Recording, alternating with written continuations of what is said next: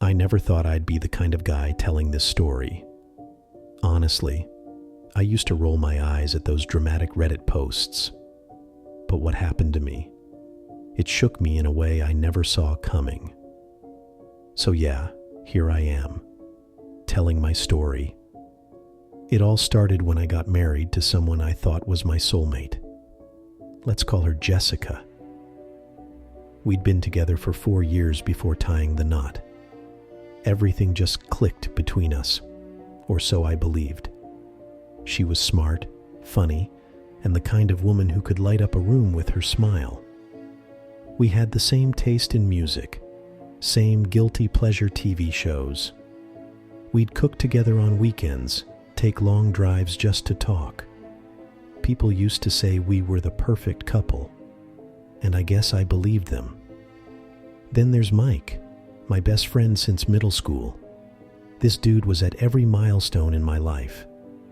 My first job interview, my first heartbreak, the day I bought my house. Mike was there.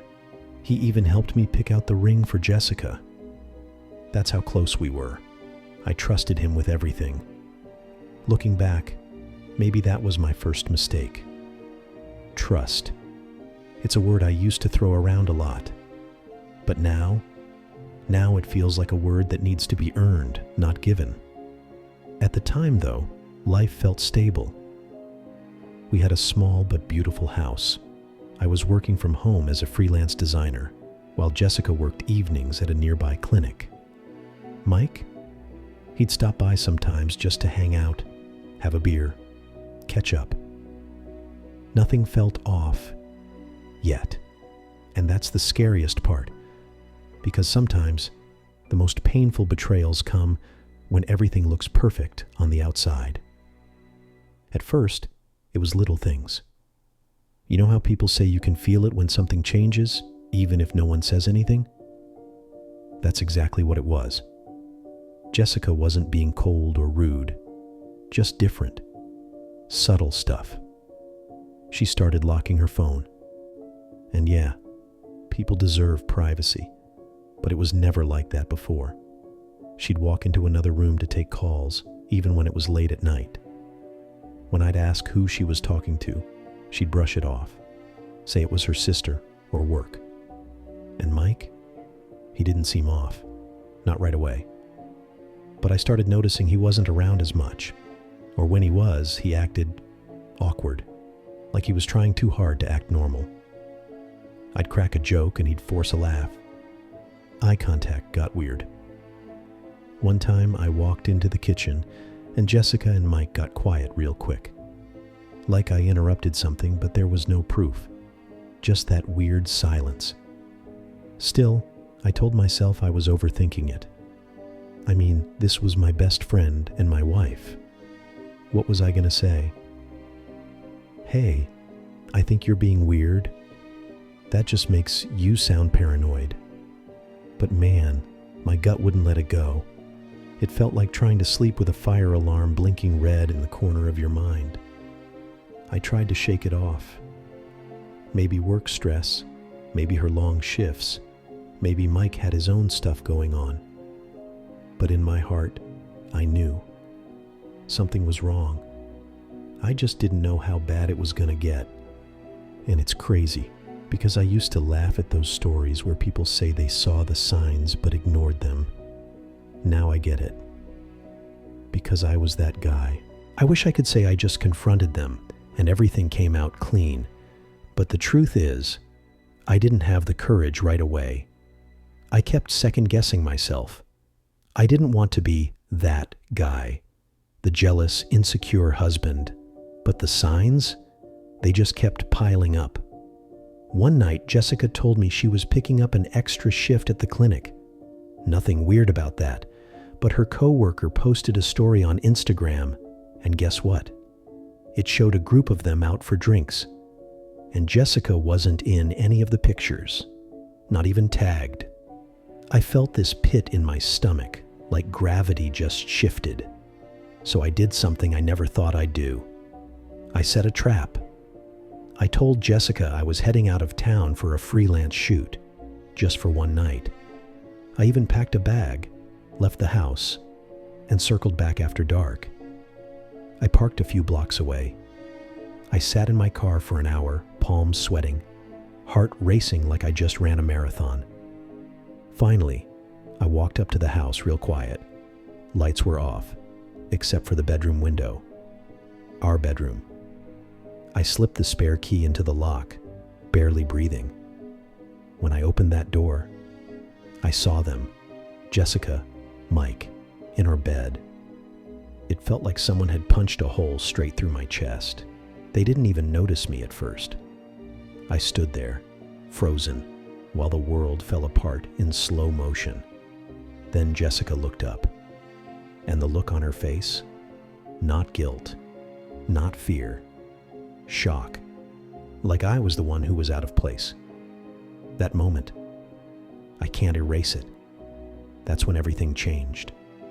I wish I could tell you I stormed in, flipped the bed, said something powerful, and walked out like a movie hero. But I didn't. I just stood there, frozen. Jessica pulled the blanket over herself like it was going to hide what I already saw. Mike scrambled like he'd been caught stealing something, which, in a way, he had. My trust, my home, my wife. No one said anything for what felt like a full minute. You ever have one of those moments where the world feels like it's underwater? That's what it was like. Everything was quiet and loud at the same time. Finally, I said the only words I could manage. Seriously? Jessica started crying. Not a single tear before that, but now she's breaking down, saying it was a mistake, that she didn't mean for it to happen, that she still loved me. And Mike, he couldn't even look me in the eye. He kept saying he was sorry, over and over, like that word was supposed to fix anything. But the truth is, I didn't want an apology. I wanted the past back. I wanted the moment before I walked through that door, before I knew. I didn't yell, I didn't cry. I just left. I got in my car and drove.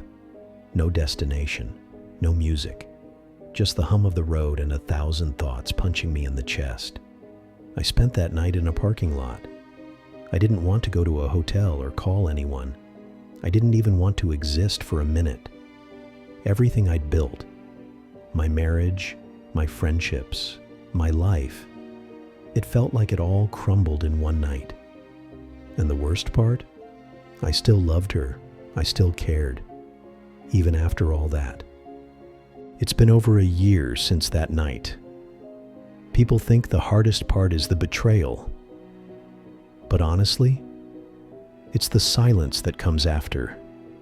It's waking up alone in a bed that used to feel like home. It's the quiet moments when you wonder if you were ever enough. I filed for divorce 3 weeks after it happened. No long talks, no second chances. Not because I hated her, but because I finally decided to stop abandoning myself for people who didn't value me. Mike? I haven't spoken to him since. He tried to reach out a few times, left some long texts that I never replied to. I don't even need closure anymore. The truth was loud enough. But here's what I've learned. Healing doesn't come from revenge. It doesn't come from getting even. It comes from reclaiming your peace, piece by piece.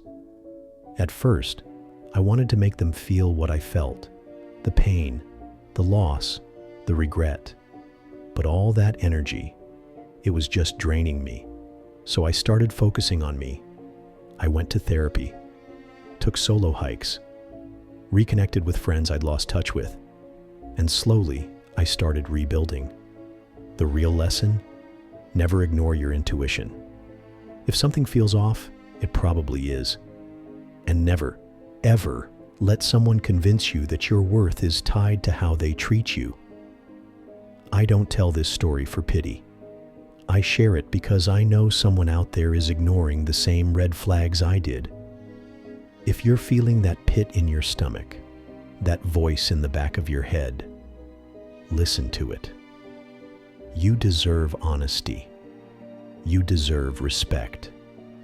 and you deserve to feel safe in your own home. If you've ever been through something like this, drop your story in the comments. Let's talk. You're not alone.